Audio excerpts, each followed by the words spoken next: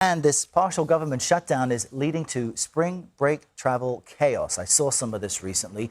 Internal data obtained by CBS News shows sick calls are up among TSA officers, especially at major airports. That has caused long lines at security checkpoints.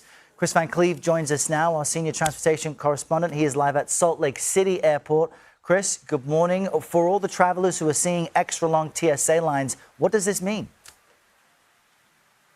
Well, good morning, Errol. So the good news for at least right now, it appears that TSA staffing has stabilized for the moment. But the question is, how long will that go on? What should be happening today is the officers working these checkpoints should be getting paid.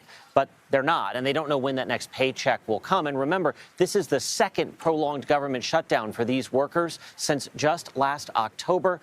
And for some officers, that's proving to be too much. Robert Echeverria worked the TSA checkpoints at the Salt Lake City airport for 9 years. But with no paycheck or end in sight to the latest partial government shutdown, he quit. I love the agency. I love the people that I worked with. But my family has to come first. Was it a hard decision to leave? It definitely was. The father of three felt he had no choice but to take another job. He's now among more than 300 TSA officers who have quit since the shutdown began last month, according to agency figures obtained by CBS News. I think the hardest thing is seeing the struggle that my wife was going through and not trying to bring more stress to her, but seeing her cry every night. How am I going to feed my family? How am I going to survive? It seems like it still weighs on you a little bit. It does, because again, these are people that I was with for over 9 years. That strain and this week's missed paycheck are taking a toll. Food pantries like this one in Salt Lake City are opening up at airports across the country as TSA sick calls have more than doubled during the shutdown. At Houston's Hobby Airport Sunday, wait times topped 3 hours after more than half of TSA officers called out, just as the nation's airlines expect a record-breaking 171 million flyers for spring break.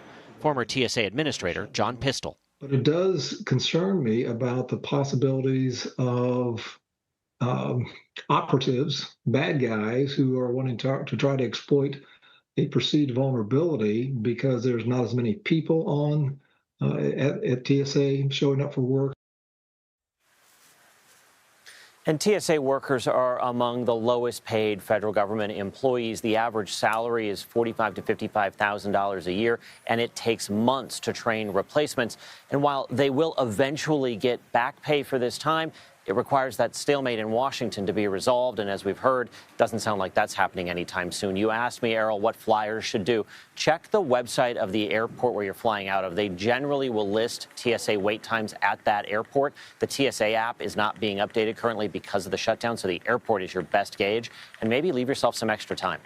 Always a good idea, especially these days. Kris Cleave, thank you.